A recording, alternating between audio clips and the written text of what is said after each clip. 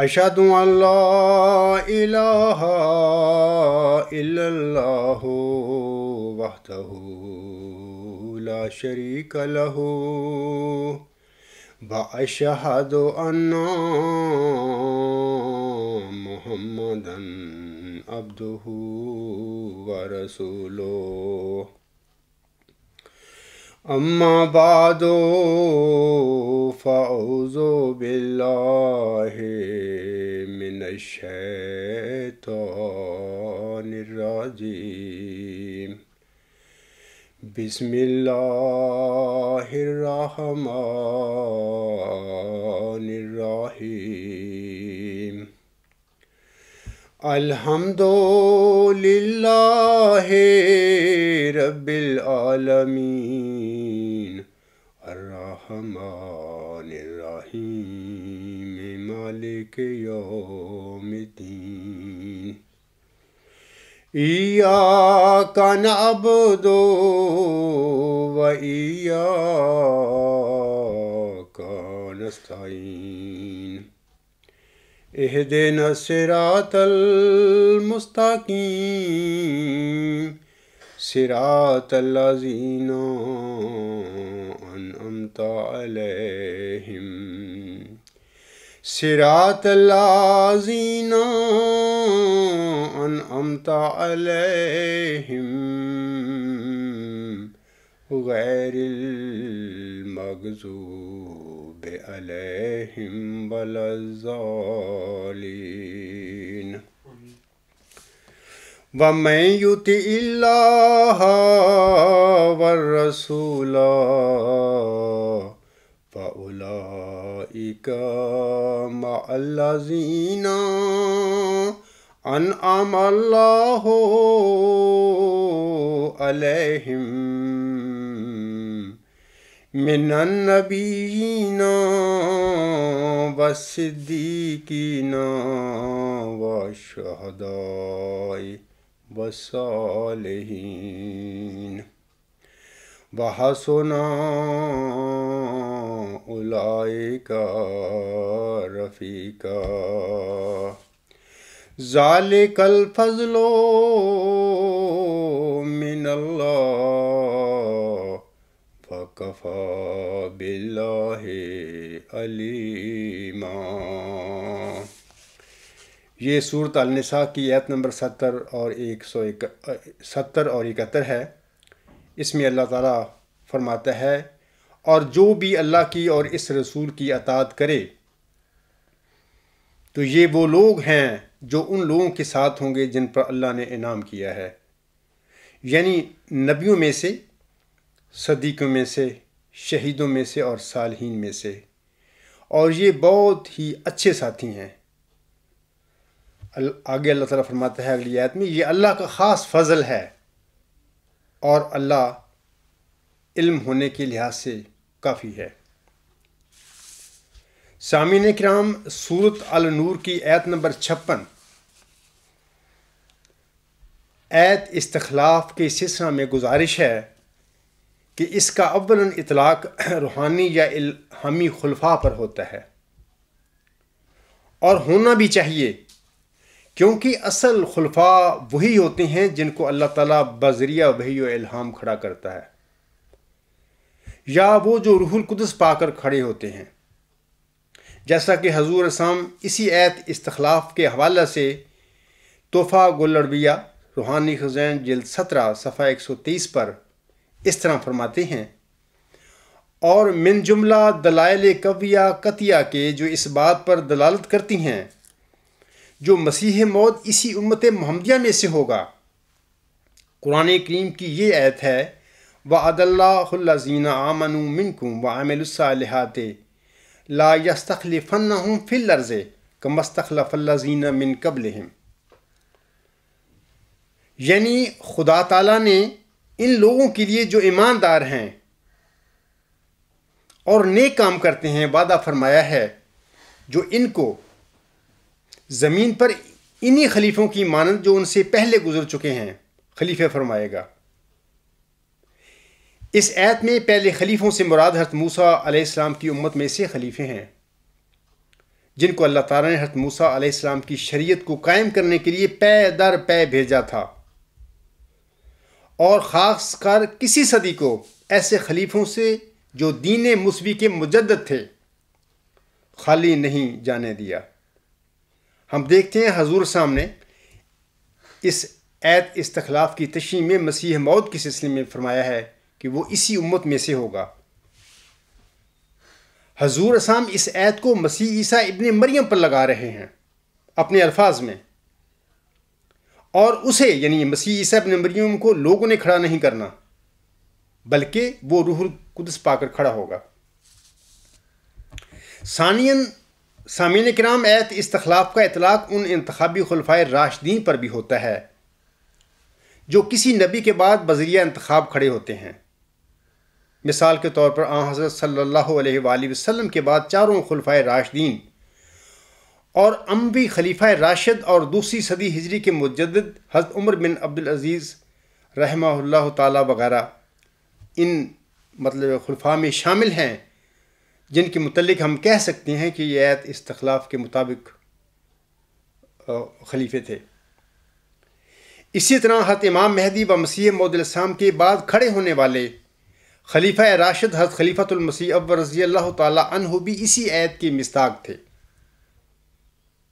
سامعین کرام، ایت استخلاف کے مطابق کھڑے ہونے والے انتخابی خلفائے راشدین کا سلسلہ دائمی نہیں ہوا کرتا۔ یہ یاد رکھنے والی بات ہے کہ یہ جو انتخابی خلفائے راشدین کا سلسلہ ہوتا ہے، ایت استخلاف کے مطابق وہ کھڑے ہوتے ہیں، ان کا سلسلہ کبھی دائمی نہیں ہوتا، لیکن برخلاف اس کے روح القدس پا کر کھڑے ہونے والے یا الہامی خلفاء کا سلسلہ ہمیشہ دائمی ہوتا ہے۔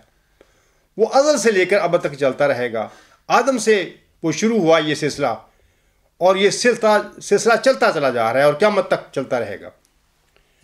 ثالثاً سامعین کرام، یہ بات بھی یاد رکھنے کے قابل ہے کہ ملوکوں اور بادشاہوں پر ایت استخلاف کا اطلاق ہرگز نہیں ہو سکتا،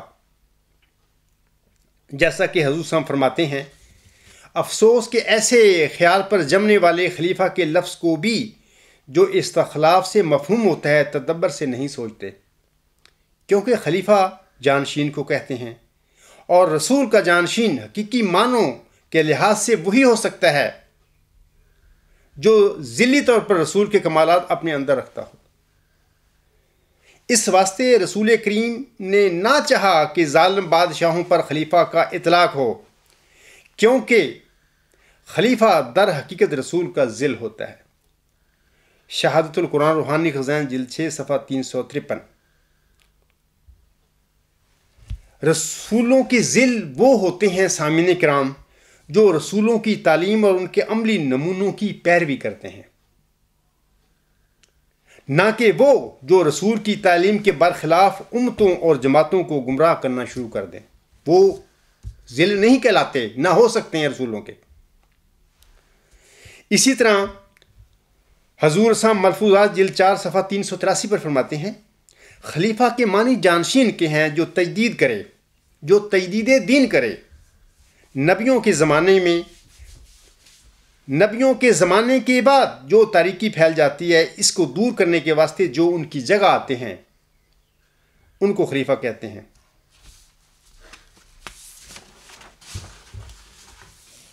سامعین کرام، یہ بھی یاد رکھیں کہ چونکہ خلیفہ کا لفظ ایک مقدس اسلامی اصطلاح ہے جو کہ الہامی خلیفوں کے علاوہ نبیوں کے صحیح اور رشد و ہدایت یافتہ جانشینوں کے متعلق بھی استعمال ہوتی ہے، لہذا اس اصطلاح کی اس اہمیت اور تقدس کی وجہ سے تاریخ اسلام سے ہمیں پتہ ملتا ہے کہ مسلمان ملوک اور جابر بادشاہ بھی اپنے لیے بادشاہ کی بجائے خلیفہ کی یہ اصطلاح استعمال کرتے رہے تھے۔ یہی وجہ ہے کہ حضرت امام مہدی و مسیح موعود علیہ السلام کے دوسرے فرزند جناب مرزا بشیر احمد صاحب بھی اپنے رسالہ اسلامی خلافت کا صحیح نظریہ کے صفحہ نمبر 32 پر اسی امر کی تصدیق فرماتے ہوئے لکھتے ہیں، اور یہ جناب بشیر احمد کا جو رسالہ ہے اسلامی خلافت کا صحیح نظریہ نیوز نمبر 27 پر الغلام.com پر آن ایئر ہے۔ لوگ وہاں پر یہ جو میں پڑھوں گا ان کے الفاظ چیک کر سکتے ہیں۔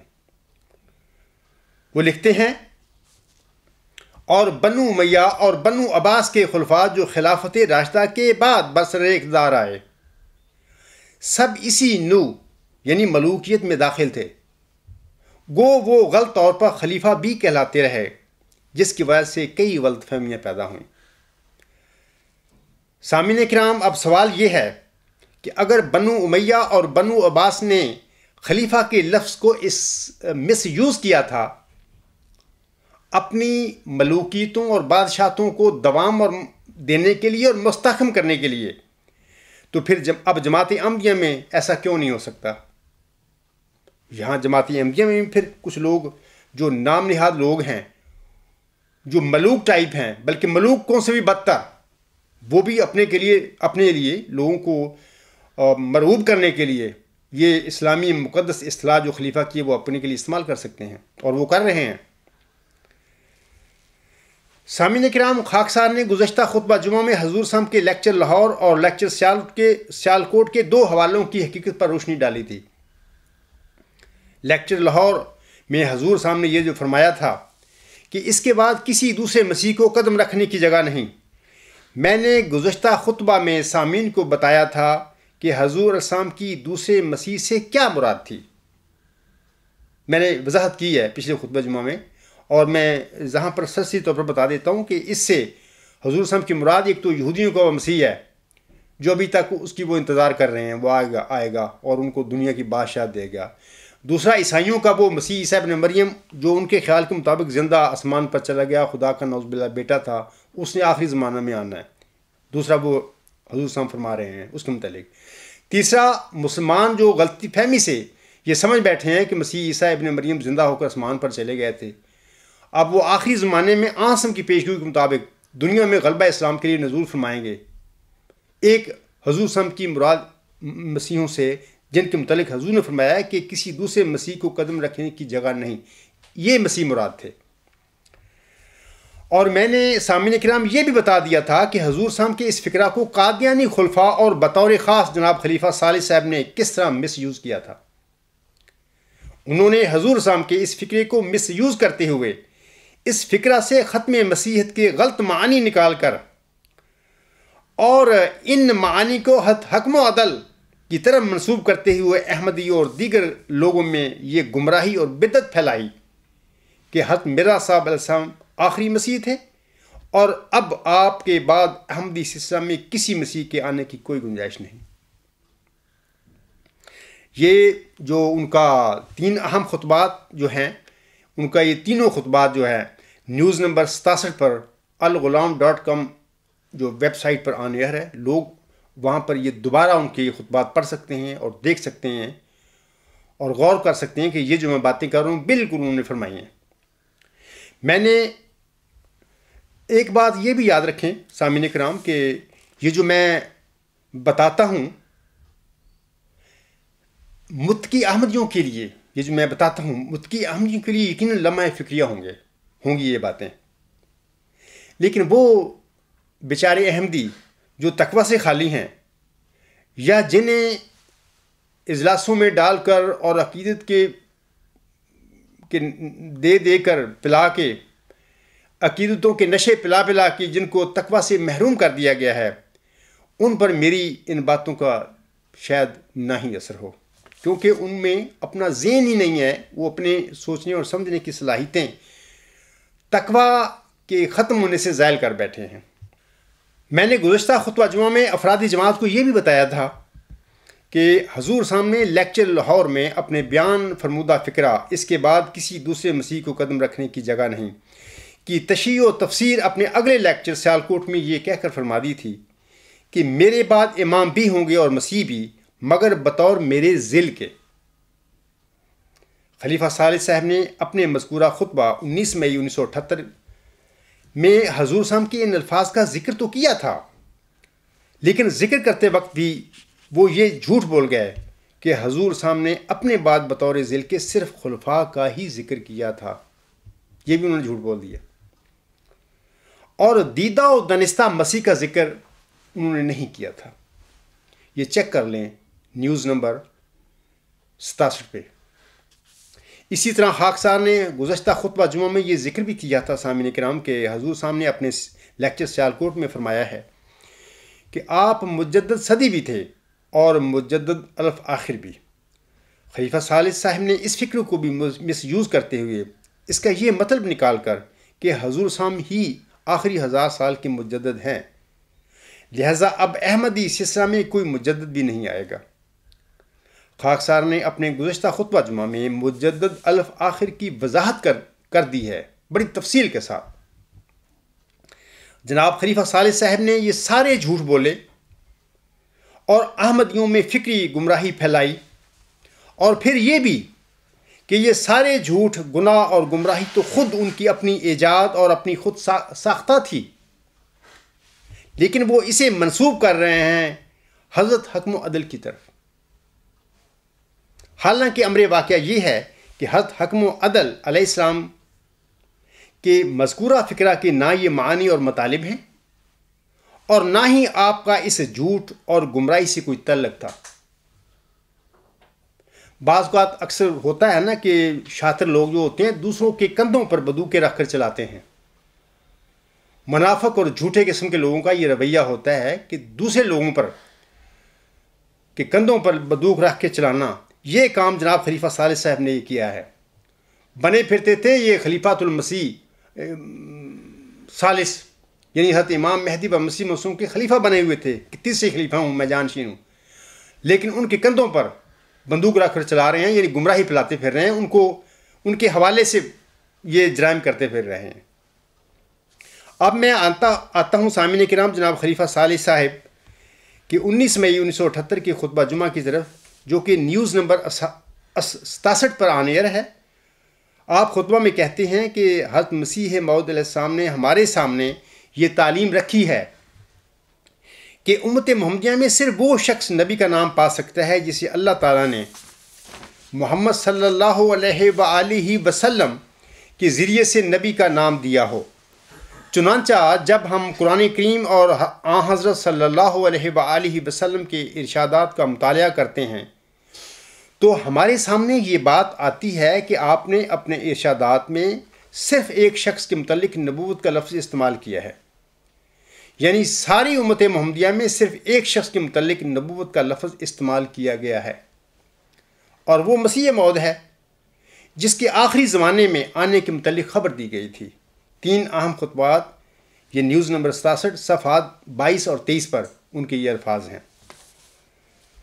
جناب خلیفہ ثالث صاحب اپنے اس اقتباس میں امت محمدیہ میں نبوت کے سلسلے میں نہ صرف سامعین کرام پھر جھوٹ بول رہے ہیں، بلکہ اپنے جھوٹ اور دجل کو حضرت حکم و عدل اور آن حضرت صلی اللہ علیہ وآلہ وسلم کی طرف بھی منسوب کر رہے ہیں۔ وہ کہتے ہیں حضرت مسیح موعود علیہ السلام نے ہمارے سامنے یہ تعلیم رکھی ہے کہ امت محمدیہ میں صرف وہ شخص نبی کا نام پا سکتا ہے جسے اللہ تعالیٰ نے محمد صلی اللہ علیہ وآلہ وسلم کے ذریعہ سے نبی کا نام دیا ہو۔ یہ ان کی سٹیٹمنٹ ہے۔ میرا پہلا قادیانی خلیفے اور علماء کو چیلنج ہے کہ وہ مجھے خلیفہ ثالث صاحب کی بیان کردہ اس تعلیم کو حضرت حکم و عدل علیہ السلام کے فرمودات میں سے نکال کر دکھا دیں۔ یہ جو انہوں نے سٹیٹمنٹ دی ہے مجھے نکال کر دکھا دیں، حضرت بانی جماعت علیہ السلام کی فرمودات میں سے، تعلیم میں سے نکال کر دکھا دیں کہ انہوں نے یہ فرمایا تھا۔ اگر کوئی دکھائے گا میں منہ مانگا اس کو انعام دوں گا۔ سب جھوٹ ہے جناب خلیفہ ثالث صاحب اپنے پاس سے بولتے پھر رہے ہیں۔ اگر سامعین کرام قادیانی علماء اور خلیفہ یہ سٹیٹمنٹ خلیفہ ثالث کی حضور صاحب کی تعلیم میں سے نہیں نکال کر دکھا سکتا تو پھر اس سے بڑا جھوٹ اور دجل کیا ہو سکتا ہے؟ جناب خلیفہ ثالث صاحب وہ جو اللہ تعالیٰ کو امت محمدیہ میں نبی بنانے کے لیے سامعین کرام آن حضرت صلی اللہ علیہ وآلہ وسلم کا پابند بنا رہے ہیں۔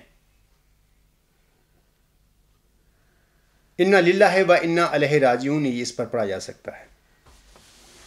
امت محمدیہ میں نبوت کے سلسلے میں حضرت حکم و عدل کی تعلیم کیا ہے، میں اس کا ذکر بعد میں کروں گا۔ پھر وہ کہتے ہیں، چنانچہ جب ہم قرآن کریم کا اور آن حضرت صلی اللہ علیہ وآلہ وسلم کے ارشادات کا مطالعہ کرتے ہیں تو ہمارے سامنے یہ بات آتی ہے کہ آپ نے اپنے ارشادات میں صرف ایک شخص کے متعلق نبوت کا لفظ استعمال کیا ہے. یعنی ساری امت محمدیہ میں صرف ایک شخص کے متعلق نبوت کا لفظ استعمال کیا گیا ہے، اور وہ مسیح موعود ہے جس کے آخری زمانہ میں آنے کے متعلق خبر دی گئی تھی.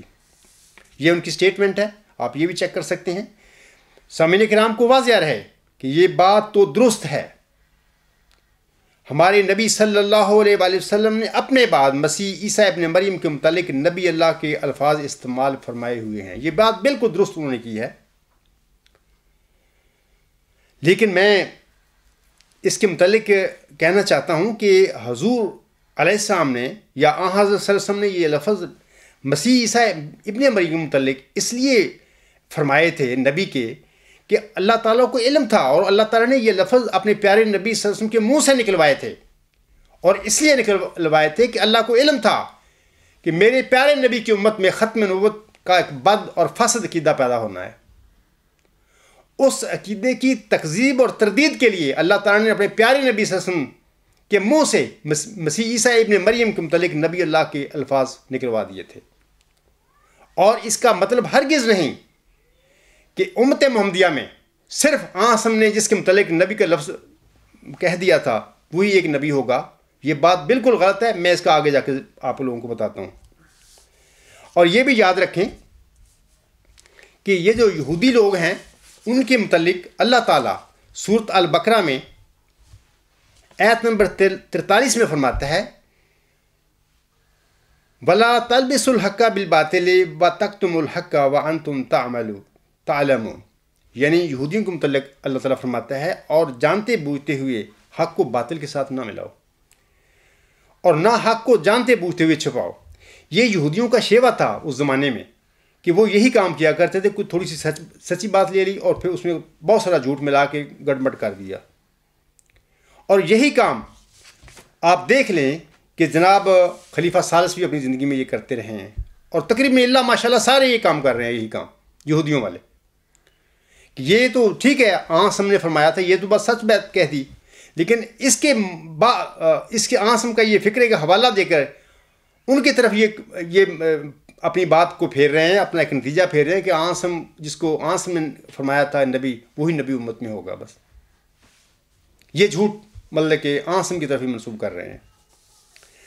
جناب خلیفہ ثالث صاحب کے اس فکرہ کے حوالے سے میں قادیانی خلیفے اور قادیانی علماء سے پوچھتا ہوں سامعین کرام کہ قرآن کریم میں کہاں لکھا ہے کہ آن حضرت صلی اللہ علیہ وآلہ وسلم کے بعد صرف ایک نبی آئے گا؟ یا حضرت حکم و عدل نے کہاں لکھا ہے کہ امت محمدیہ میں وہ ایک ہی موعود نبی ہیں اور میرے بعد امت میں کوئی نبی نہیں آ سکتا؟ اگر کوئی قادیانی خلیفہ یا عالم یہ ثابت کر دے قرآن کریم میں سے اور حضرت بانی جماعت علیہ السلام کی تعلیم میں سے تو میں اس کو منہ مانگا انعام دوں گا. اگر نہیں ثابت کر سکتی ہے تو یہ مزید ایک جھوٹ ہے بڑا جو خلیفہ ثالث صاحب آنسم کی طرف ہی منسوب کر رہے ہیں، اللہ کی طرف ہی منسوب کر رہے ہیں، اور حضرت بانی جماعت علیہ السلام کی طرف ہی یہ منسوب کر رہے ہیں. میں آپ لوگوں کو بتاتا ہوں کہ سورۃ فاتحہ میں آیت نمبر 6 اور 7 میں اللہ تعالیٰ فرماتا ہے اہدنا الصراط المستقیم صراط الذین انعمت علیہم. اللہ نے ہمیں دعا سکھائی ہے امت محمدیہ کو کہ اے اللہ ہمیں سیدھے راستے کی طرف ہدایت دینا. سیدھے راستہ کا سیدھی وہ راہ جس پر چلنے والوں پر تو نے انعام فرمایا ہے، یعنی منی ملح کا راستہ. اور سورۃ النساء کی جو آیات نمبر 70 اور 71 ابھی میں نے تلاوت کی ہیں شروع میں، ان میں اللہ تعالیٰ منی ملح کا ذکر فرماتا ہے کہ وہ لوگ جو اللہ اور اس رسول کی اطاعت کریں گے وہ نبیوں، صدیقوں، شہیدوں اور صالحین میں شامل ہوں گے. اور مزید یہاں پر کوئی نہیں ایک نبی کی بات، اللہ تعالیٰ نے ایک اصول بیان فرما دیا اپنی انعامات کے سلسلے میں. اور پھر اللہ تعالیٰ نے سورۃ الانعام کی آیت نمبر 85 سے لے کر 91 تک کم و بیش 18 نبیوں کا ذکر کر کے فرما دیا ہے کہ یہ سارے میرے نبی جو تھے یہ صراط مستقیم طرف ہدایت یافتہ تھے. تو جب اللہ تعالیٰ نے اپنے کلام میں صراط مستقیم کی طرف ہدایت یافتہ لوگوں کا نبیوں کے رنگ میں ذکر فرما کر ہمیں بتا دیا کہ سیدھے راستے کی طرف ہدایت سے مراد یہ ہے کہ تم مجھ سے وہ ہدایت مانگنا جس ہدایت کے نتیجے میں میں اپنے بندوں کو نبوت کا انعام بھی بخش دیا کرتا ہوں۔ تو قرآن کریم میں تو کہیں ذکر نہیں ہے کہ ایک نبی آسم کے بعد امت میں صرف ایک نبی آئے گا۔ اللہ تعالیٰ چاہے تو ہزاروں لاکھوں انسانوں کو نبوت کا انعام بخش سکتا ہے۔ جناب خلیفہ صالح صاحب صرف اور صرف ایک بندے کی بات کر رہے ہیں کہ وہ نبی ہوگا جس کو آسم نے اپنی زبان سے فرمایا ہے۔ اور میں آپ لوگوں کو بتاتا ہوں کہ اگر ہم لوگ یہ سمجھ لیں جیسا کہ خلیفہ صالح صاحب لوگوں کے دلوں میں اور دماغوں میں یہ بات ڈال رہے ہیں، تو یہ ٹوٹلی بانی جماعت علیہ السلام کی تعلیم کے برخلاف وہ بات کر رہے ہیں۔ وہ کس طرح میں آپ لوگوں کو بتاتا ہوں۔ حضور اسلام سورۃ فاتحہ کی تفسیر کے سلسلے میں فرماتے ہیں کہ نبوت کے معنی مکالمہ کے ہیں، جو غیب کی خبر دے وے، وہ نبی ہے۔ اگر آئندہ نبوت کو باطل قرار دو گے تو پھر یہ امت خیر الامت نہ رہے گی بلکہ کل انعام ہوگی، جیسا کہ خلیفہ صالح صاحب بنا رہے ہیں اس امت کو کل انعام۔ اور سورۃ فاتحہ کی تعلیم میں اہدنا الصراط المستقیم صراط الذین انعمت علیہم ہے بے سود ٹھہرے گی، کیونکہ انعام اور اکرام تو خدا کا اب کسی پر ہونا نہیں، تو پھر دعا کا فائدہ کیا ہو؟ اور نعوذ باللہ ماننا پڑا کہ آن حضرت صلی اللہ علیہ وآلہ وسلم میں قدسی قوت ہی نہ تھی۔ خلیفہ صالح صاحب بھی ایک تک مان رہے ہیں کہ ایک کا انہوں نے کہا ہے، باقی بند، باقی وہ آسم کو یہ ایسا نبی بنانے کی کوشش میں ہیں یا بنا رہے ہیں کہ جن میں کوئی قوت قدسی نہیں، اور ایک کے علاوہ اس کی امت میں کوئی نبی نہیں بن سکے گا۔ یہ البدر 17 اپریل 1903 صفحہ غالباً 9 پر حضور صلی اللہ علیہ وسلم کے الفاظ ہیں۔ ایک دوسری جگہ پر حضور صلی اللہ علیہ وسلم فرماتی ہیں، یہ الحکم 31 مئی 1903 صفحات 2 اور 3 پر حضور صلی اللہ علیہ وسلم کے یہ الفاظ ہیں۔ یہ بھی حضور صلی اللہ علیہ وسلم نے سورۃ فاتحہ کی تفسیر کے سلسلے میں یہ الفاظ فرمائے ہیں۔ آپ علیہ السلام فرماتے ہیں، اگر خدا تعالیٰ نے اپنے فضل کو بند کر دیا ہے اور کفر لگا دیا ہے تو پھر اہدنا الصراط المستقیم کی تعلیم دینے کی کیا ضرورت تھی؟ یہ تو وہی بات ہوئی کہ ایک شخص کی مشکیں باندھ دی جائیں اور پھر اس کو ماریں کہ تو اب چل کر کیوں نہیں دکھاتا؟ بھلا وہ کس طرح چل سکتا ہے؟ فیوز اور برکات کے دروازے تو خود بند کر دیے، اور پھر یہ بھی کہہ دیا کہ اہدنا الصراط المستقیم کی دعا ہر روز ہر نماز میں کئی مرتبہ مانگا کرو۔ اگر قانون قدرت یہ رکھا تھا کہ آپ کے بعد معجزات اور برکات کا سلسلہ ختم کر دیا گیا تھا اور کوئی فیض اور برکت کسی کو ملنا ہی نہیں تھی، تو پھر اس دعا سے کیا مطلب تھا؟ اب خود احمدی میرے بہن بھائی اور بزرگ خود خیال کریں کہ جناب خلیفہ صالح صاحب یہ کیا فرما رہے تھے، یہ کس قسم کی تعلیم لوگوں کے احمدیوں کے دلوں میں بٹھا رہے تھے؟ کیا یہ حضرت مرزا صاحب اسلام کی پیروی تھی؟ حضرت مرزا صاحب علیہ السلام سے سامعین کرام امت محمدیہ کے مولویوں نے یہ ختم نبوت کی غلطی کی تھی۔ اپنی دکانوں کو، اپنی مذہبی جو ان کی بنائی ہوئی تھیں گدیاں، ان کو قائم رکھنے کے لیے انہوں نے ختم نبوت کا یہ غلط کام کیا تھا، یہ بدعت پھیلائی تھی۔ اور پھر 1914 کے بعد حضرت حکم و عدل علیہ السلام کو ماننے والے یعنی انجمن اشاعت اسلام لاہور والوں سے یہ غلطی ہوئی، یہی غلطی ہوئی۔ اور پھر خلیفہ ثانی صاحب کے 1944 میں جھوٹے دعویٰ مسلم موت کے بعد قادیانی خلیفے بھی حد حکم و عدل کو چھوڑتے ہوئے ختم مجددیت کے ساتھ ساتھ ختم نبوت کا دفتر کھول بیٹھے ہیں۔ یہی ہوتا نا ختم نبوت، صرف ایک ہے۔ اس کا مطلب یہ ہے کہ ان لوگوں نے بھی ختم نبوت کا دفتر کھول لیا اور انہوں نے بھی ٹھپے لگانے شروع دیے کہ اب آسم کے بعد کوئی نبی نہیں ہو سکتا امتی۔ امت محمدیہ میں نبوت کے سلسلے میں خاکسار کی ایک تقریر جو میں نے جلسہ سالانہ یو کے موقع پر کی تھی، یہ تقریر الغلام.com پر آن ایئر ہے اور لوگ سن سکتے ہیں۔ امت محمدیہ میں نبوت کے سلسلہ میں سامعین کرام حضرت حکم و عدل کیا فرماتے ہیں، سنیے۔ حضور صاحب فرماتے ہیں، یہ شرم مجھے محض آن حضرت صلی اللہ علیہ وآلہ وسلم سے حاصل ہوا ہے۔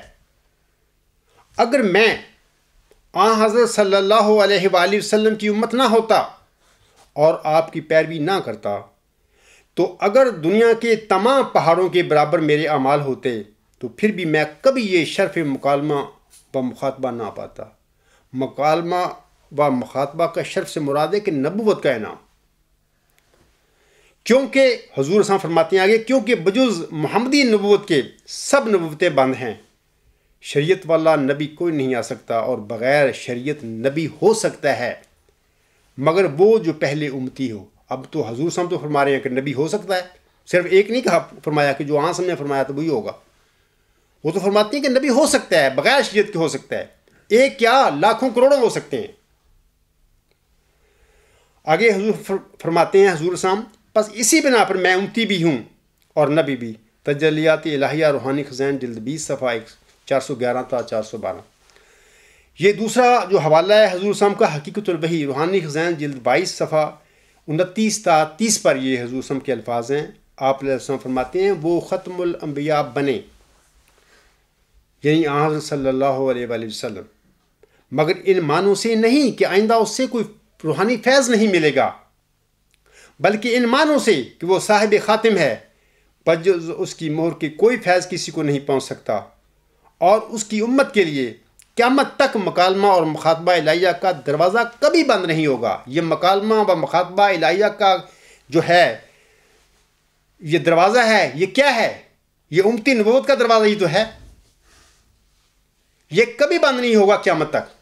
بانی جماعت صاحب فرما رہے ہیں، جناب خلیفہ صالح صاحب فرما رہے ہیں کہ صرف ایک ہے جس کی آنکھ ہم نے خبر دی تھی، ان کے لیے قابل قبول ہی نہیں ہے ایک کے علاوہ۔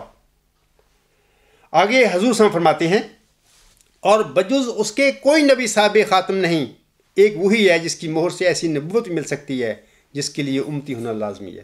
امت محمدیہ میں تو یہ انعام جاری و ساری ہے، تا قیامت کے لیے جاری ہے، یا اللہ کی اپنی ارادہ ہے یا اللہ کا علم ہے کہ کب کسی وقت امت محمدیہ میں کسی امتی نبی کی ضرورت پڑ سکتی ہے، وہ جانتا ہے، لوگ نہیں جانتے، اور اس نے فیصلہ کرنا ہے کہ میں نے امت محمدیہ میں کب کسی امتی نبی کو کھڑا کرنا ہے اور کب اس کی ضرورت ہوگی۔ تیسرا حوالہ بھی سنیے، حضور صاحب چشمہ معرفت روحانی خزائن جلد 23 صفحہ 340 پر فرماتے ہیں، میں اس کے رسول صلی اللہ علیہ وآلہ وسلم پر دلی صدق سے ایمان لایا ہوں اور جانتا ہوں کہ تمام نبوتیں اس پر ختم ہیں اور اس کی شریعت خاتم الشرائع ہے، مگر ایک قسم کی نبوت ختم نہیں، یعنی وہ نبوت جو اس کی کامل پیروی سے ملتی ہے اور جو اس کے چراغ میں سے نور لیتی ہے وہ ختم نہیں۔ لیکن خلیفہ صالح صاحب تو ختم کر کے بیٹھے ہیں ایک کے بعد۔ آگے حضور صاحب فرماتے ہیں کیونکہ وہ محمدی نبوت ہے، یعنی اس کا ذل ہے اور اس کے ذریعہ سے ہے اور اس کا مظہر ہے اور اس سے فیض یاب ہے۔ جناب آپ دیکھ لیں، میرے احمدی بہن بھائی دیکھیں کہ حضور صاحب تو اس امتی نبوت کو جاری فرماتے ہیں تا قیامت، اس مکالمہ مخاطبہ کو۔ جناب خلیفہ صالح صاحب فرماتے ہیں آسم کا حوالہ دے کر کہ صرف ایک نبی کی، ایک موعود نبی کی خبر فرمائی ہوئی ہے، بس اس کے علاوہ کوئی نبی ہو ہی نہیں سکتا۔ حضرت حکم و عدل نے سامعین کرام اپنے فرمودات میں کہاں فرمایا ہے، یہ ابھی میں نے پڑھے ہیں کہ آن حضرت صلی اللہ علیہ وآلہ وسلم کے بعد امت محمدیہ میں صرف ایک موعود نبی ہے اور اس ایک کے علاوہ امت میں کوئی نبی نہیں آ سکتا۔ کہاں فرمایا ہے؟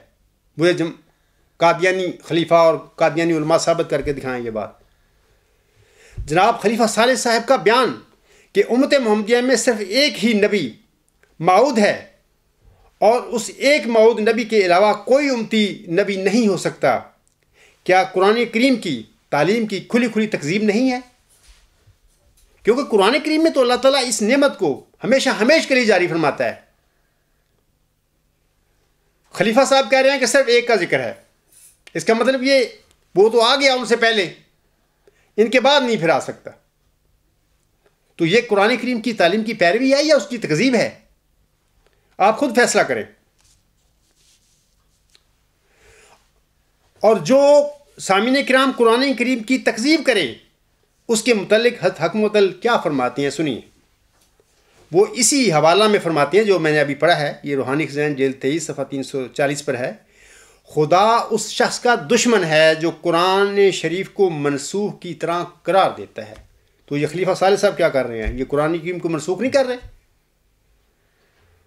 آگے حضور فرماتے ہیں اور محمدی شریعت کے برخلاف چلتا ہے اور اپنی شریعت چلانا چاہتا ہے اور آن حضرت صلی اللہ علیہ وآلہ وسلم کی پیروی نہیں کرتا بلکہ آپ کچھ بننا چاہتا ہے۔ کیا خلیفہ ثالث سے یہی کچھ نہیں کر رہے؟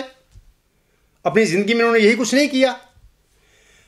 قرآن کریم کی تکذیب کر دی اور محمد عربی اسلام کی پیروی سے باہر نکل گئے اور حضرت امام مہدی و مسیح موسم کی عبارتوں کو تروڑ مروڑ کر جھوٹ ان کی طرف منسوب کرنا شروع کر دیا، جو کہ ان کے اپنے خود سختہ یہ بنائے ہوئے جھوٹ ہیں۔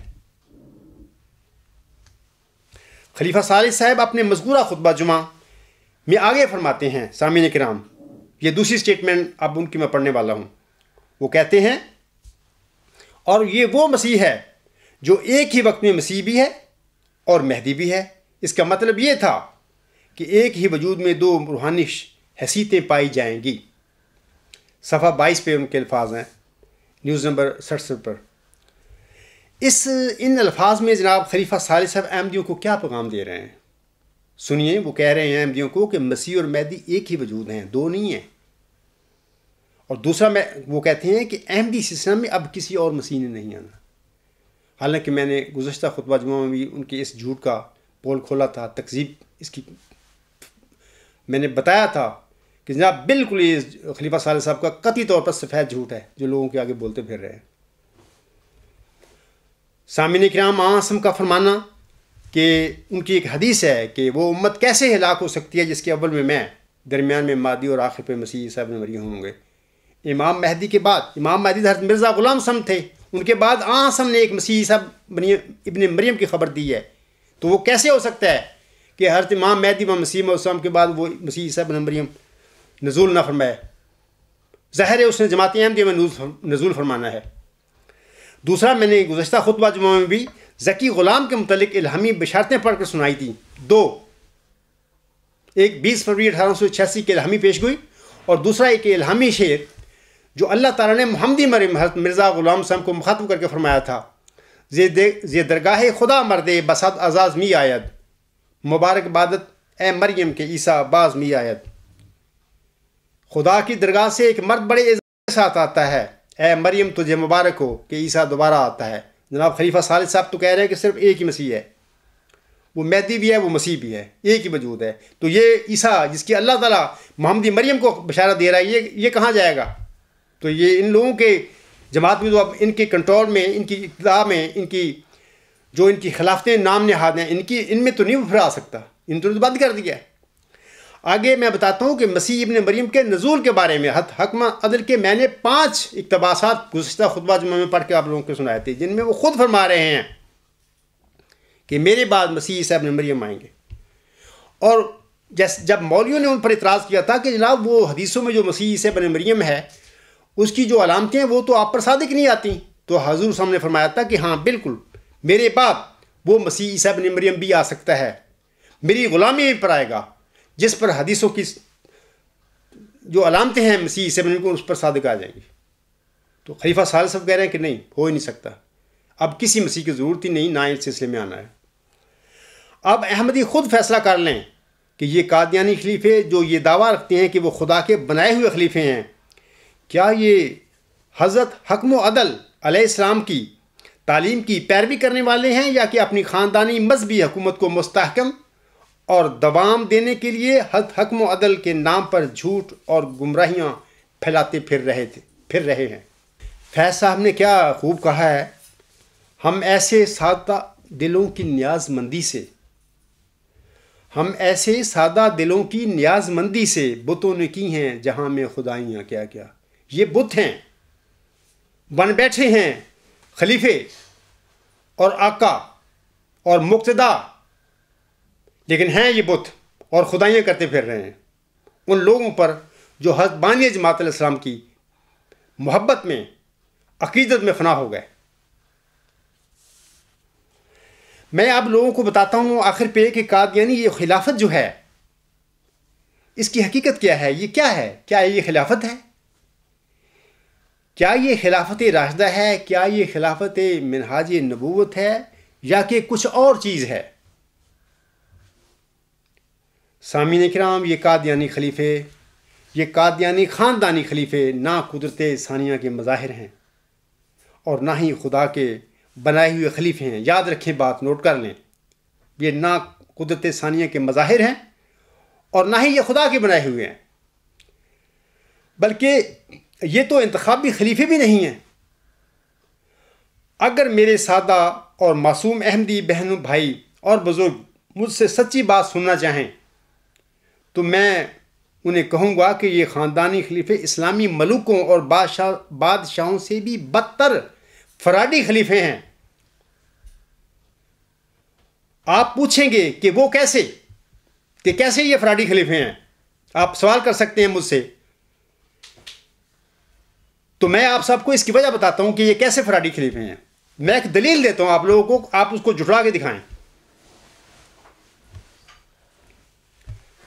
رسالہ الوصیت میں حضرت امام مہدی و مسیح موعود الاسلام اپنی جماعت کو نصیحت کر کے فرما گئے تھے۔ وہ کیا نصیحت تھی؟ حضور صلی اللہ علیہ وسلم فرماتے ہیں کہ 40 مومن جس شخص پر اتفاق کر لیں کہ وہ میرے نام پر بیعت لینے کا حق رکھتا ہے یا بیعت لینے کا مجاز ہے، وہ میرے نام پر لوگوں سے بیعت لے۔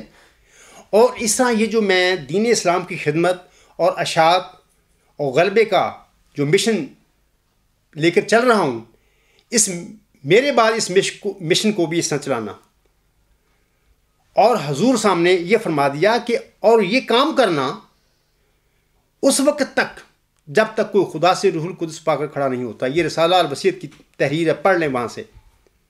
اس وقت تک جب تک کوئی خدا سے روح القدس پا کر کھڑا نہیں ہوتا، یعنی ان لوگوں کا 40 مومنوں کے اتفاق پر جو بیعت لینے کا سلسلہ ہے کسی انسان کا، اس کا کام اس وقت تک ہے جب تک کوئی جماعت احمدیہ میں روح القدس پا کر کھڑا نہیں ہوتا۔ اور پھر حاشیے میں حضور صاحب نے بڑی وضاحت فرما دی کہ میری جماعت میں، میری ذریت میں سے بھی ایک شخص کو اللہ تعالیٰ اپنے قرب اور وحی سے مخصوص کرے گا اور وہ کھڑا ہوگا۔ اور یہ بھی حضور صاحب نے فرما دیا کہ آغاز میں ممکن ہے کہ وہ بہت معمولی انسان دکھائی دے۔ اچھا، اس کے بعد ہم دیکھتے ہیں کہ حضور صاحب کا یہ جو رسالہ الوصیت میں حضور صاحب نے یہ پروگرام دیا تھا، یہ ایک عبوری ڈھانچہ تھا۔ اپنے بعد اپنی جماعت کو حضور صاحب دے کر گئے تھے کہ اس کے مطابق چلنا اس وقت تک جب تک کوئی خدا سے روح القدس پا کر کھڑا نہیں ہوتا۔ اور یہ بھی بات میں آپ لوگوں کو بتاتا ہوں کہ جناب خلیفہ ثانی صاحب نے 1925 میں خود اس بات کی تصدیق کی ہے، تسلیم کیا اس بات کو کہ رسالہ الوصیت میں حضور صاحب نے اب کوئی خلافتی نظام کا نہیں، کوئی خلافتی نظام جماعت کو نہیں دیا ہی نہیں انہوں نے۔ اب سوال یہ ہے کہ انہوں نے جماعت احمدیہ کو اپنی وفات کے بعد خلافتی نظام کیوں نہیں دیا؟ اس کی ایک اور وجہ ہے، اس نے حضور صاحب نے کیوں نہیں دیا؟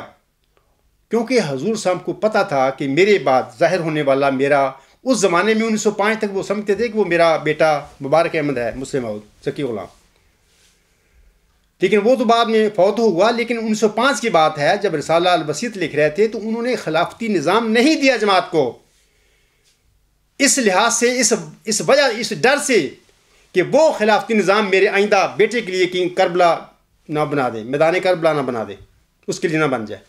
اس ڈر سے، اس حفظ ما تقدم کے طور پر حضور صاحب نے اپنی جماعت کو رسالہ الوصیت میں کسی قسم کے خلافتی نظام کا کوئی ماڈل نہیں دیا۔ یہ جو سارے خلافتی نظام اب بنے پھرے ہوئے ہیں، یہ خلیفہ ثانی صاحب کی ایجادیں ہیں اور ان کے جانشینوں کی ایجادیں ہیں۔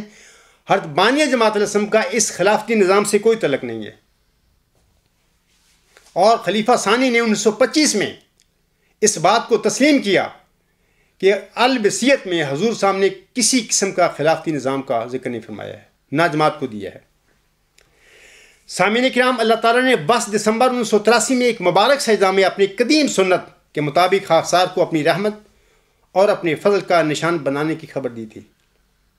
بلکہ میرے ساتھ اللہ تعالیٰ کا مکالمہ و مخاطبہ کا سلسلہ بھی اس سجدے کے بعد، بلکہ سجدے میں ہی یہ سلسلہ شروع ہو گیا میرے ساتھ۔ اپریل 1993 کے شروع میں میں نے اپنا موعود ذکی غلام مسیح و زماں ہونے کا دعویٰ بالواسطہ رنگ میں خلیفہ رابع کے آگے رکھ دیا تھا۔ مارچ 1997 میں اپنے دعویٰ کو کھول کر بیان کر دیا خلیفہ رابع صاحب کے آگے۔ اور میں نے یہ بات بھی بتا دی 1997 میں جو مفصل خط لکھا تھا کہ اللہ تعالیٰ نے حضرت یوسف علیہ السلام کی طرح مجھے 2 خوابیں نوجوانی کے عالم میں دکھائی تھیں. بس دسمبر میں مبارک سجدے سے اٹھنے کے بعد اللہ تعالیٰ نے ایک خواب کی تعبیر مجھے بتایا تھا کہ تو وہی موعود ذکی غلام مسیح الزماں ہے، وہی نشان رحمت ہے جو میرے برگزیدہ بندے مرزا غلام صاحب نے مجھ سے وہ مانگا تھا، وہ تو ہے. دوسری خواب تھی، اس کی تعبیر اللہ تعالیٰ نے مجھے اس طرح فرمائی تھی کہ تجھے اس خواب میں اللہ تعالیٰ نے مجھے دکھایا تھا کہ حضرت امام مہدی و مسیح موسم مجھے اس اعجاز کو اپنے ڈیرے سے اپنی زمین پر لے گئے تھے، اور میں ان کے ساتھ گیا تھا اور کہا تھا حضور سامنے غفار میرے ساتھ ہماری زمین پر چلو کہ آج کل ہمارے زمین پر گنے کا رس نکالتے ہیں، تم بھی پینا. تو میں اپنے گھر والوں کو کہہ کر گیا تھا کہ میں حضور کے ساتھ جا رہا ہوں ان کی زمین پر، تو میں گنے کا رس پیوں گا بھی اور کچھ لے کر بھی آؤں گا. اللہ تعالیٰ نے مبارک سجدہ سے اٹھنے کے بعد مجھے اس خواب کی یہ تعبیر عطا فرمائی تھی کہ میں تجھے بانی جماعت الاسلام کی نسل کے ساتھ تیرا تعلق پیدا کروں گا. اور اس سے میں اللہ تعالیٰ نے مجھے ایک عطیہ کی خبر دی تھی، اور میں نے مفصل خط میں جناب خلیفہ رابع صاحب کے آگے اس عطیت المجیب کا ذکر بھی کر دیا تھا.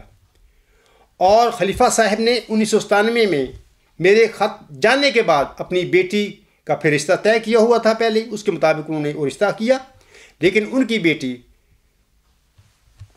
غالباً 6 ماہ بھی ان کی شادی نہ چل سکی، وہ شادی ختم ہو گئی اور وہ واپس اپنے باپ کے گھر آ گئی.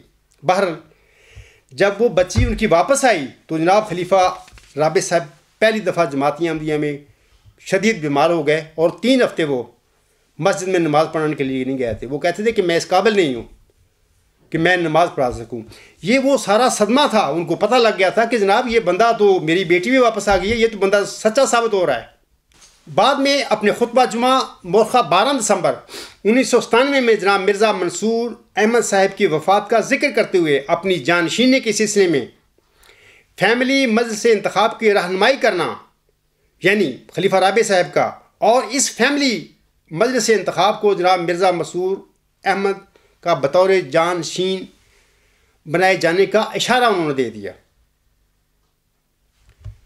وہ کیسے، میں آپ لوگوں کو یہ حوالہ پڑھ کر سناتا ہوں. یہ خطبہ جمعہ جو ہے ان کا 12 دسمبر 1997 کا ہے، اور یہ الفجر انٹرنیشنل لندن 30 جنوری تا 5 فروری 1998 کا جو الفجر انٹرنیشنل ہے اس میں یہ شائع شدہ ہے خطبہ. اور دوست وہاں سے الاسلام پر اس خطبہ کو پڑھ سکتے ہیں کہ انہوں نے کیسے اپنے اس خطبہ جمعہ میں مرزا منصور احمد کا ایز اے ان کے جانشین کے طور پر انہوں نے کیسے اشارہ کیا تھا، اندیا دیا تھا فیملی مجلس انتخاب کو. اور یہ تذکرہ صفحات 609 اور 610 پر بھی اس خطبہ کا اقتباس 200 پر ان کا موجود ہے. سامعین کرام احمدی وہاں پر بھی یہ پڑھ سکتے ہیں. وہ اپنے خطبہ جمعہ میں فرماتے ہیں یہ صورتحال اب میں بتانے لگا ہوں کیسے انہوں نے مرزا منصور کو بطور اپنے جانشین کے اشارہ دیا اپنی فیملی مجلس انتخاب کو. وہ کہتے ہیں یہ صورتحال ایک اور الہام کو بھی یاد کرا رہی ہے. حضرت مسیح موعود علیہ السلام مرزا شریف احمد صاحب کو مخاطب کر کے کشف میں کہتے ہیں کہ اب تو ہماری جگہ بیٹھ اور ہم چلتے ہیں. اب ظاہر بات ہے کہ یہ الہام حضرت مرزا شریف احمد صاحب کے متعلق پورا نہیں ہوا، یہ بات بین ہی آپ کی ذات پر پوری ہوئی ہے. یعنی مرزا منصور کے متعلق وہ کہہ رہے تھے وہ عمارت مقامی جس میں میں بیٹھا کرتا تھا، اب ظاہر ہے کہ میں اس وقت حضرت مسیح موعود علیہ السلام کا نمائندہ ہوں. اس وقت میاں شریف احمد صاحب موجود نہیں ہیں. اگر کوئی شخص موجود ہے تو یہ آپ کا بیٹا ہے جس کے متعلق بین ہی یہ الفاظ پورے ہوتے ہیں اب تو ہماری جگہ بیٹھ اور ہم چلتے ہیں. یعنی مرزا منصور کی وہ بات کر رہے تھے.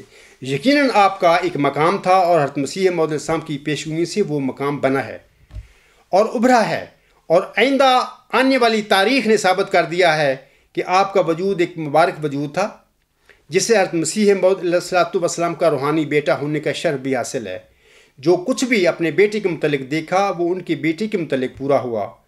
اب جب کہ میں نے ان کی جگہ ناظر اعلیٰ اور امیر مقامی ان کے صاحبزادے مرزا منصور احمد کو بنایا ہے تو میرا اس الہام کی طرف بھی دھیان پھرا کہ گویا آپ اب یہ کہہ رہے ہیں کہ میری جگہ بیٹھ.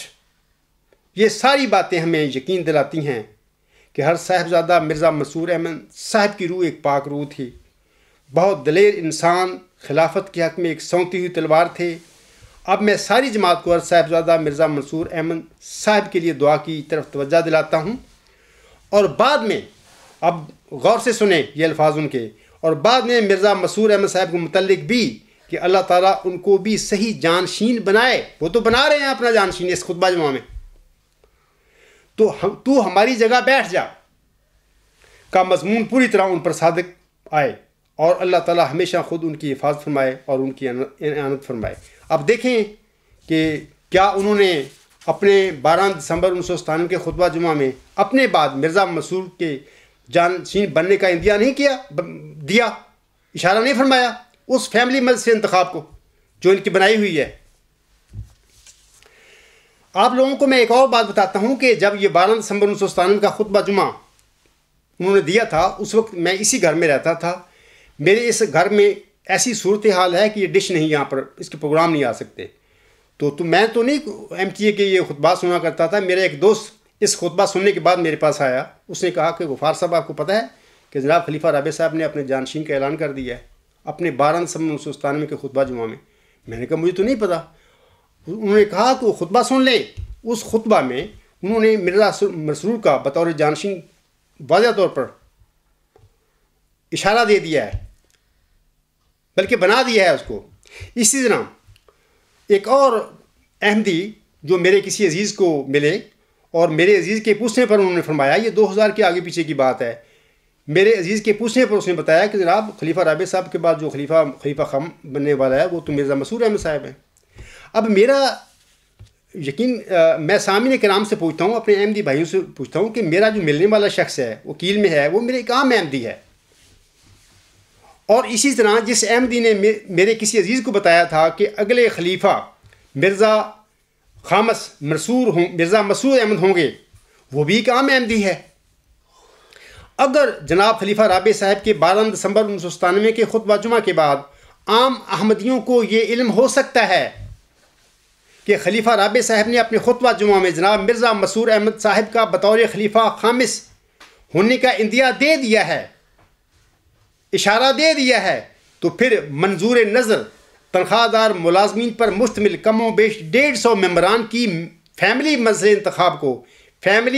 انتخاب کو 12 دسمبر 1997 کے خطبہ جمعہ سننے کے بعد یہ کیوں علم نہیں ہوا ہوگا کہ جناب خلیفہ رابع صاحب نے اپنے بعد اپنے جانشین کے طور پر ہمیں مرزا مسرور احمد صاحب کا اشارہ دے دیا ہے. اور پھر یہ بھی بات کہ جب خلیفہ رابع صاحب کی وفات ہوئی تو اس کی وفات کے بعد خلیفہ خامس کے چننے تک، یعنی مرزا مسرور کے بنانے جانے تک، یہ 12 دسمبر 1997 کا خطبہ بار بار ایم ٹی اے پر لگایا گیا. کیوں لگایا تھا؟ اب سوال یہ ہے کہ کیا یہ فراڈ نہیں؟ جماعت احمدیہ کا یہ خلافتی سسٹم جو انہوں نے بنایا ہوا ہے، فیملی مجلس انتخاب بنائی ہوئی ہے. فیملی مجلس انتخاب میں بعد میں بتاتا ہوں یہ کیسے ہے. فیملی مجلس انتخاب ایک ہوتی ہے ایک امت کی مجلس انتخاب خلیفہ کے لیے، یا جماعت احمدیہ میں احمدیوں کے لیے، سب کے لیے ایک مجلس انتخاب ہونی چاہیے خلیفہ کے لیے. یہ جو انہوں نے بنائی ہوئی ہے وہ صرف فیملی مجلس انتخاب ہے. وہ کس طرح ہے میں بتاتا ہوں بعد میں. وہ اس طرح ہے سامعین کرام کہ 1914 سے لے کر 2003 تک 4 دفعہ خلیفہ کا انتخاب ہوا ہے. میں آپ لوگوں سے پوچھتا ہوں کہ 4 دفعہ یہ انتخاب جو ہوئے تھے، ان چاروں دفعہ انتخاب کے وقت کوئی ایسے کسی شخص کا بھی 4 دفعہ جو انتخاب ہوا ہے خلیفہ کا، کسی ایسے احمدی کا بھی اس انتخاب کے وقت نام پیش ہوا تھا جو حضرت مرزا غلام صاحب کی نسل سے باہر کا احمدی ہو؟ ایک بھی مجھے مثال دے دیں. 4 دفعہ ہو، 1 دفعہ نہیں، 2 دفعہ نہیں، 4 دفعہ انتخاب ہوئے ہیں خلفاء کے، چاروں خلیفے کے. کوئی ایک دفعہ بھی کسی انتخاب کے وقت کسی ایسے احمدی کا انتخاب کے خلیفہ کے انتخاب کے لیے نام پیش ہوا ہو کہ جو حضور صاحب کی نسل میں سے نہ ہو، باہر سے ہو، روحانی اولاد میں سے ہو؟ اگر ایک دفعہ بھی نام نہیں پیش ہوا تو پھر یہ فیملی مجلس سے انتخاب نہیں تو اور کیا ہے؟ ہاں، اس میں یہی ہوتا ہے کہ ہمارے خاندان میں سے چنو. کسی اور احمدی کا نام پیش کرنے کی اس مجلس سے جو فیملی مجلس سے انتخاب ہے کسی ممبر کو جرت ہی نہیں ہے. انہوں نے بنائے ہوئے نہیں ہیں، وہ ممبر ہی نہیں بنائے. ممبر ان لوگوں کو بنایا ہوا ہے جو ہمارے خاندان میں سے صرف نام پیش کریں گے. وہ اختلاف کر لیں، مطلب کہ کسی کو ایک پسند ہے، کسی کو دوسرا پسند ہے، نام کوئی بھی دے دے، لیکن ہوگا وہ خاندان میں سے، مرزا غلام صاحب کے بیٹوں کی اولاد میں سے. اور ایک بات یاد رکھیں سامعین کرام، خلافت کی قسمیں ہوتی ہیں. میں یہ مضمون جو ہے میری کتاب غلام مسیح الزمان کا جو پہلا چیپٹر ہے اس کا آخری ٹاپک ہے. تو اس سلسلے میں آپ لوگوں کو بتانا چاہتا ہوں کہ خلافت کی قسمیں پہلے میں نے اپنی کتاب میں 3 بیان کی ہوئی ہیں. ایک خلافت نبوت ہے، جیسے آسم بنائے، سب نبی وہ بنے ہیں، اللہ تعالیٰ نے چنے ہیں، یہ ان کی خلافت جو ہے خلافت نبوت ہے. دوسری خلافت کی قسم جو ہے خلافت اعلی منہاج نبوت ہے، یعنی یہ مجددین کا سلسلہ جو آسم نے فرمایا ہے، یہ ان کی خلافت جو ہے خلافت اعلی منہاج نبوت ہے. اللہ تعالیٰ ان کو نبیوں کی طرح چنتا ہے. منہاج نبوت، یہ نبوت کی نہج پر یہ چنے جاتے ہیں. اچھا، تیسری خلافت جو ہے وہ ہے انتظامی خلافت، جو نبیوں کے بعد وہ ایت استخلاف کے مطابق نیک لوگ کسی نیک انسان کو چنتے ہیں نبی کے خلیفہ کے طور پر، جانشین کے طور پر. وہ انتخابی ہوتی ہے خلافت، وہ خدا کے بنائے ہوئے نہیں ہوتے، لوگوں کے چنے ہوئے لوگ ہوتے ہیں. لیکن یہ خلفائے راشدین کے متعلق ہم کہہ سکتے ہیں کہ ایت استخلاف کے مطابق وہ بنائے جاتے ہیں. ملوکوں اور بادشاہوں کے متعلق ایت استخلاف کی جو ایت ہے وہ نہیں استعمال ہو سکتی ہے، نہ وہ خلیفہ کے لفظ میں وہ آتے ہیں، نہ وہ خلیفہ ہوتے ہیں. لیکن میں آپ لوگوں کو بنانا چاہتا ہوں کہ چوتھی پچھلے سال یہ ابھی صدی میں ایک نئی قسم ایجاد ہوئی ہے خلافت کی، جس کا نام ہے خلافت فراڈیہ. یہ ایک نئی اور تازہ ایجاد ہے جو جماعتی احمدیہ قادیان میں ایجاد کی گئی ہے. یاد رکھیں سامعین کرام، اللہ تعالیٰ قرآن کریم میں فرماتا ہے کہ میری اذن کے بغیر ایک پتہ نہیں گر سکتا درخت سے. اگر فراڈ کے ذریعے بننے والے یہ قادیانی خلیفے خدا کے بنائے ہوئے خلیفے ہیں تو پھر آپ مجھے بتائیں ابو جہل اور فرعون کیا تھے؟ وہ کیا تھے؟ جب اللہ تعالیٰ فرماتا ہے کہ میرے اذن کے بغیر پتہ نہیں گرتا، تو کیا ان قادیانی خلیفوں کی طرح پھر وہ ابو جہل اور فرعون بھی اللہ کے بنائے ہوئے نہیں تھے؟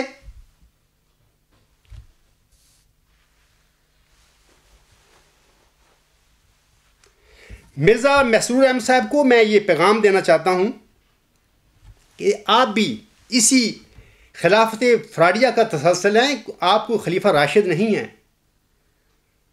نہ آپ کی خلافت اعلی منہاج نبوت کے تحت ہے. یہ جو لفظ ہے میں استعمال کر رہا ہوں اپنے خطبہ میں، خلافت فراڈیہ، بعض برین واشڈ اور جعلی قسم کے احمدی سے ناراض ہوں گے کہ میرے حوالے سے وہ کہیں گے کہ غفار صاحب بڑے سخت لفظ استعمال کر رہا ہے. حالانکہ یہ کوئی سخت لفظ نہیں ہے، یہ سچی بات میں کر رہا ہوں اور حقیقت میں آپ لوگوں کو بتا رہا ہوں.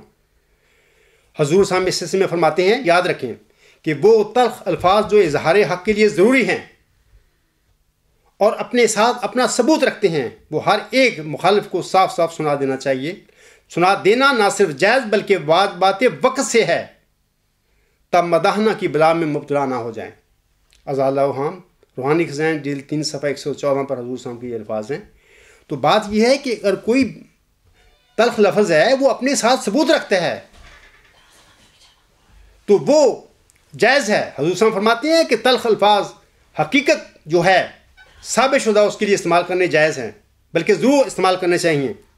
اور میں وہی کام کر رہا ہوں اور میں نے ثابت کر دیا ہے. صرف ایک میں نے مثال دی ہے، جناب موجودہ جو خلیفہ صاحب بنے بیٹھے ہیں اس کی انتخاب کی میں نے آپ لوگوں کو مثال دی ہے کہ کیسے فراڈ کے طور پر یہ لوگ بنتے ہیں اور بعد میں بننے کے بعد کہہ دیتے ہیں یہ خدا نے خلیفہ بنا دیا، اور اتنا بڑا جھوٹ اللہ تعالیٰ کی طرف یہ منسوخ کرتے ہیں.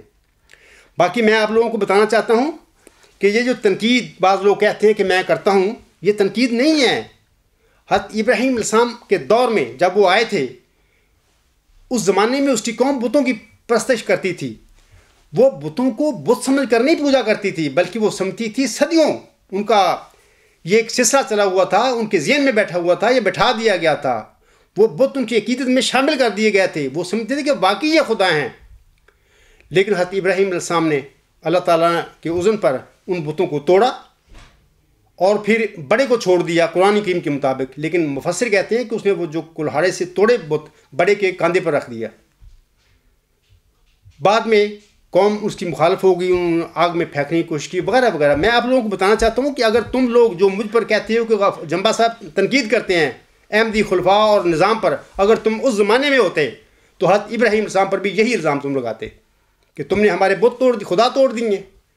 ایسے ہی آن حضرت صلی اللہ علیہ وسلم کی مثال ہے کہ وہ جو 360 بت رکھے ہوئے تھے خانہ کعبہ میں، اللہ کے گھر میں، آن حضرت صلی اللہ علیہ وسلم کہتا تھا کہ یہ بت ہیں، اور ان کی برائیاں، اور بتاتا تھا کہ یہ بالکل آپ لوگوں کے بنائے ہوئے پتھروں کے مجسمے ہیں، ان کو نکالو باہر، کوئی خدا نہیں ہے۔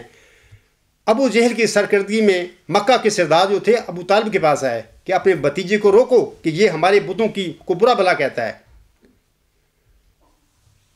تو کیا میں آپ لوگوں سے پوچھتا ہوں کہ کیا یہ بت واقعی خدا تھے؟ کیا آن حضرت صلی اللہ علیہ وسلم کی یہ تنقید یا جو کام کر رہے تھے کیا وہ غلط تھی؟ بالکل جائز تھی۔ آن حسن کی یہ نبوت کا بعثت کا مقصد تھا کہ ان بتوں کو اللہ کے گھر سے نکالنا۔ ایسے ہی جب نبی آنے کے بعد ایک لمبا عرصہ گزر جاتا ہے تو اس کی جماعت میں ایسا ایسا بدعتیں پھیل جاتی ہیں، غلط عقائد آ جاتے ہیں، نام نہاد لوگ جو بت بن کر بیٹھ جاتے ہیں اور ان کی پوجا شروع ہو جاتی ہے۔ تو اللہ کا بندہ جب پھر آتا ہے اور اس کا تو مشن یہ ہوتا ہے، اس کی بعثت کا مقصد یہ ہوتا ہے ان بتوں کو ایک کمزور انسان ثابت کرنا اور غلط ثابت کرنا، اور ان پر تنقید کرنا کہ یہ کیسے یہ ہو سکتے ہیں، خلیفے ہو سکتے ہیں، یہ کیسے ہو سکتے ہیں، یہ تمہارا نظام کیسے اسلام کے مطابق ہے، وغیرہ وغیرہ۔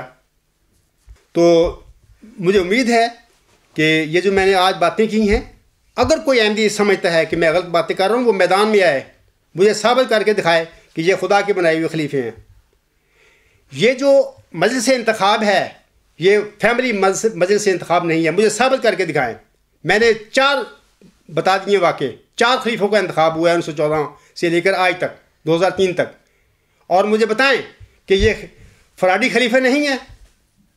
کیا ان کی خلافت فراڈیہ نہیں ہے؟ میدان میں آ کے مجھے ثابت کریں، میں میدان میں کھڑا ہوں اور یہاں باتیں کر رہا ہوں، اور میں یقین رکھتا ہوں کہ تم سب ان لوگوں کے گمراہ کیے ہوئے ہو، اور تمہارے دلوں میں حضرت مرزا صاحب علیہ السلام کی عقیدت ڈال کر یہ لوگ تمہیں مس یوز کر رہے ہیں، اور اللہ اس کے رسول کے کلام کی بھی دھجیاں اڑاتے پھر رہے ہیں، اور حضرت امام مہدی و مسیح موسم کی تعلیمات کو تروڑ مروڑ کر مس یوز کر کے اس کے غلط معنی نکال کر تمہیں ہمیشہ گمراہ کرتے رہتے ہیں۔ ان کا کام یہ ہے۔ میری اللہ تعالیٰ سے دعا ہے کہ احمدیوں کو اللہ تعالیٰ شعور دے، ان کے اندر جو تقویٰ ہے اس کو اجاگر کریں مزید، اور ان کے ذہن کھلیں اور اپنی اس حالت پہ غور کریں کہ ہمارے ساتھ کیا ہو رہا ہے۔ پچھلے خطبہ جمعہ میں جناب مرزا مسرور احمد صاحب نے کہا ہے اطاعت کے نام پر کہ تم لاشیں بن جاؤ، بالکل ایسے ہو جاؤ جیسے لاش ہلتی بھی نہیں ہے۔ میں مرزا مسرور صاحب کو کہتا ہوں کہ دیکھو، یہ تم لوگوں نے 1954 سے لے کر اب تک ان لوگوں کو بالکل قبرستان جماعتی احمدیوں کو بنایا ہے، اطاعت کے نام پر، جھوٹ کے نام پر۔ اور وہ جو پیش ہوئی مسلم موت میں اللہ تعالیٰ نے یہ بیان فرمایا ہے کہ تا وہ جو زندگی کے کھاں ہیں موت کے پنجہ سے نجات پاویں، اور وہ جو قبروں میں دبے پڑے ہیں باہر میں، کیا ابھی تمہارے بس نہیں ہوئی ان کو مردے بنا کر، قبرستان جماعتی احمدی کو بنا کر؟ ابھی تمہیں اطمینان نہیں ہوا کہ اب مزید کہہ رہے ہو کہ تم لاش کی طرح بن جاؤ؟ یاد رکھو کہ اللہ تعالیٰ کے نبی دنیا میں لوگوں کو زندہ کرنے کے لیے آتے ہیں۔ قرآن کریم میں کئی جگہ پر لکھا ہے، اللہ تعالیٰ فرماتا ہے کہ اے مومنو، جب تمہارا نبی تمہیں زندہ کرنے کے لیے بلائے تو اس کی آواز پر لبیک کہا کرو۔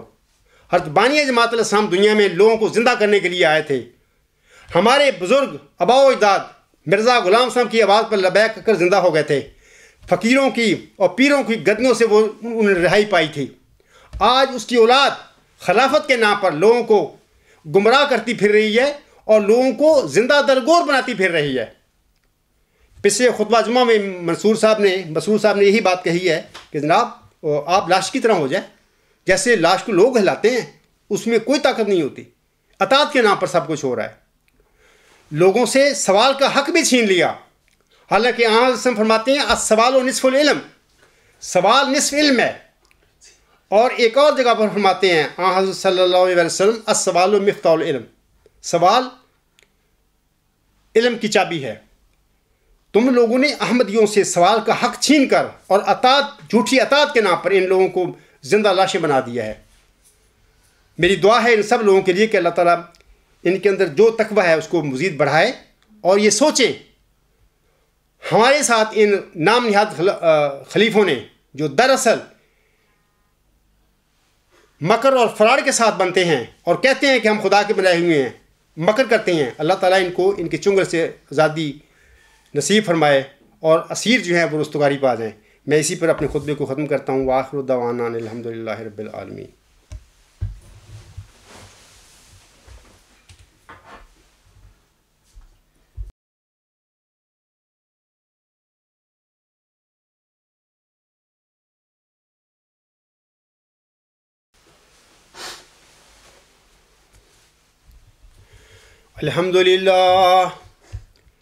الحمد للہ نحمدہ ونستعینہ ونستغفرہ ونؤمن بہ ونتوکل علیہ ونعوذ باللہ من شرور انفسنا ومن سیئات اعمالنا. من یہدہ اللہ فلا مضل لہ ومن یضللہ فلا ہادی لہ. ونشہد ان لا الہ الا اللہ ونشہد ان محمدا عبدہ ورسولہ. عباد اللہ رحمکم اللہ، ان اللہ یأمر بالعدل والاحسان وایتاء ذی القربی وینہی عن الفحشاء والمنکر والبغی یعظکم لعلکم تذکرون. اذکروا اللہ یذکرکم وادعوہ یستجب لکم ولذکر اللہ اکبر.